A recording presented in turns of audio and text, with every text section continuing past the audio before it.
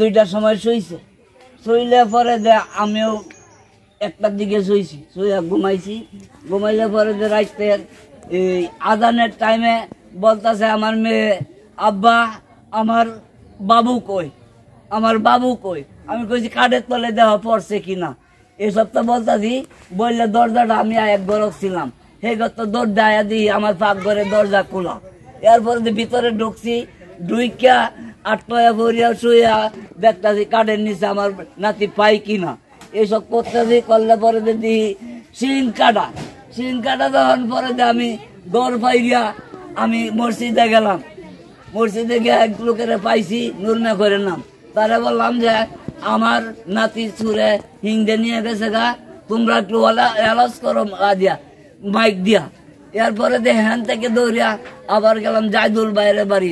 জায়দুল বাইরে ঘুমাতে ডাকি উঠাইছি, উড়াইয়া বলছি ভাই আমার নাতিটা চুরে হিং কুদ্দে নিয়ে গেছে, তোমরা একটু মাইকিং করো। করলে পরে যে এটা কই আমি দৌড়ে আবার গেছি গা একজনের কাছে, জুয়েল মেয়ের কাছে। জুয়েল মেয়ের গিয়ে কইছি ভাই না, আমার নাতি তো সিং কাটতে চুরে নিয়ে গেছে, তোমরা একটা বন্দোবস্ত করো। এটা বইলা পরে আমি আইছি বাসায় আয়া পরে যে সবাই কইতা সিসি ক্যামেরা দেওয়া। পরে আমি দৌড় পারি আকুবপুর করে গ্রাম, এই গ্রামে তৈরি গেলাম আমার এক বাইরে লইয়া গেলাম, ওরে লইয়া গেলাম আমার এক জারি জামাইরে নিয়ে গেলাম আকুবপুর গিয়ে। সেইখানে গিয়ে কুইজা কোনো তত্ত্ব পাইলাম না। এই ক্যামেরা বন্ধ নষ্ট, পরে ফেলাইছি এক জায়গায় আপনার এই কয়রাটি হইরে বলে, হ্যাঁ নৌকে দেখ সিসি ক্যামেরা নষ্ট।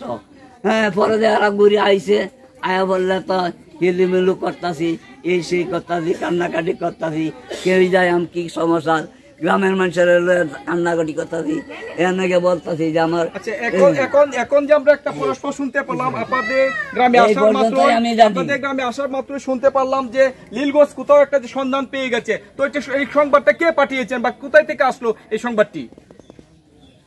আমি তো সংবাদ পাইলাম একজন প্রশাসন না, ওরা গোবান্ডা নাকি ওরা বলেন, ওরা সামনে আমার মেয়ের জামাইয়ের ফোনের কাছে ফোন দিয়েছে যে আপনার এই পরিবারে নিয়ে লীলগঞ্জ আসেন, লীলগঞ্জ যাওয়ার কথা বলছে। জানতে পারলাম ওই যে জুনাইদের নানার কাছে জানতে পারলাম যে কিছুক্ষণের আগে তারা প্রশাসনের ভাবে একটি খবর পেয়েছে জুনাইদের বাবার মাধ্যমে যে লীলগঞ্জ হতো ওর সন্ধান পাওয়া গেছে বাড়িতে। ওদের তার মাকে সঞ্জিতাকে খবর দিচ্ছে ওকে তার কাছে নিয়ে যাওয়ার জন্য। তো ততক্ষণ পর্যন্ত আমরা অপেক্ষা আছি, যতক্ষণ পর্যন্ত এই জুনাইদের সশরীরে তাদেরকে আমরা তার পিতা মাতার কুলে না আসছে, ততক্ষণ পর্যন্ত আমরা এই সংবাদটুকু দেখার জন্য আপনাদের পাশে আছি। সকলকে ধন্যবাদ।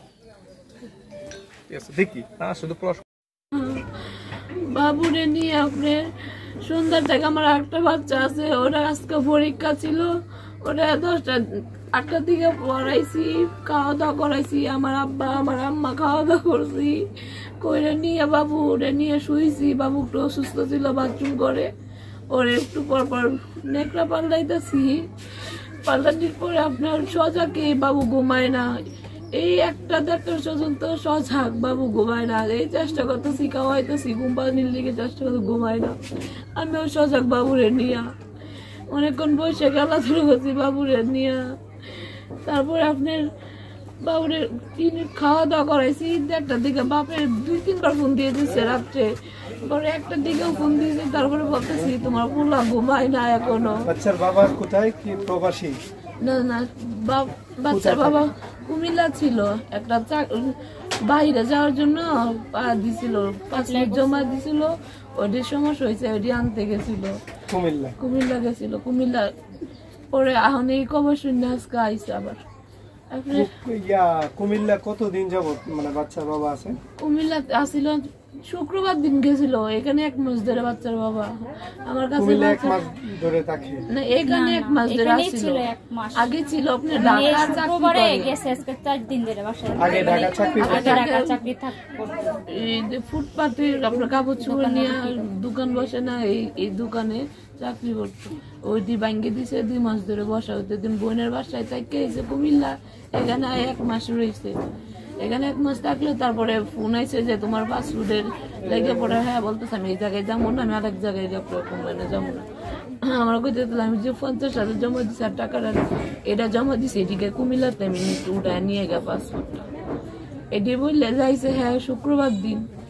এখন 2 দিন ভালো গেছে, আজকে রাত্রে নিয়ে বাবুরে শুয়েছি, ঘুমায় না, বাথরুম করতেছে, এটা করতেছে, ঘুমাই না। আমার আম্মা ঘুমাইছে 12টার দিকে এবং ঘুমায় না, আম্মাও খেলতেছে দিয়ে বার বাথরুমে করতেছে। বাবু ঘটনাস্থলে আপনার মাও ছিল? মাও ছিল, এই জায়গায় শুয়েছিলাম ওই কাঠটার মাঝে। তারপরে আপনার এরকম কথা হতে 2টার দিকে বাবুরে যেমন ঘুম পাতাইছি বা ঘুম পাতাইয়া আমি শুয়েছি, বাবুর পাউডার মাথায় হাতে রাখছি, শুয়েছি, ঘুমাইছে। আমি উপর আর কইতে পারি না কি হয়েছে।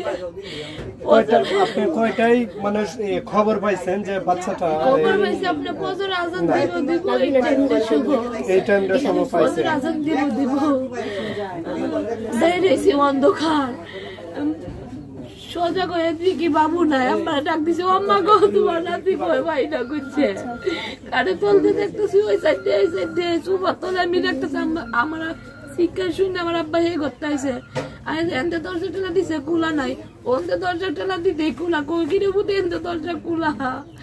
তারপর আম্মা হুন্দ হয়েছে লাইট ধরায়া দেখে এই জায়গায় এরকম গত কর আম্মা কয়রে চিয়ে নেবেন বাবু নিয়ে গেছে গা, এরকম করতে আমি দৌড়তেছি জঙ্গলের দিকে, ওইদিকে পানির মাঝে আশের কামার আছে ওই সাইডে সুইডে সব জায়গায় খুঁজতেছি, বাবু পাই নাই। তারপরে আপনার ওই সামনে বয়স কতদিন? বয়স আপনার 3 মাস কাছাকাছি হয়ে গেছে। 3 মাস এর ভিতরে আমি আপনাকে যে প্রশ্নটা করি, এর ভিতরে দাঁড়ান 1 মিনিট, এর ভিতরে মানে এরকম কেউ আছে যে আপনার বাবুকে পছন্দ করতো, বেশি বেশি কুলে নিত অথবা বলতো আমার বাবুটাকে তোমার বাবুটাকে দিয়ে দাও, এরকম কোন আপনার ইয়াতে আছে? এরকম কাউরে দেখি নাই, স্বাভাবিক ভাবে সবাই কুলে নিত, আদর করতো নাকি?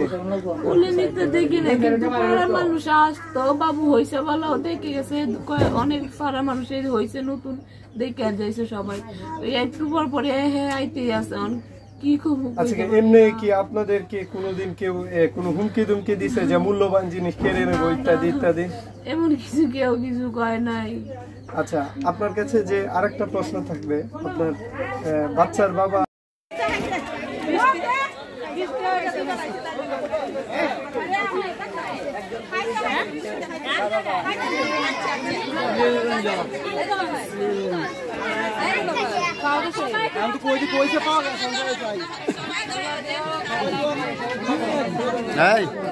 এই বড় ভাই, বাচ্চার বাবা।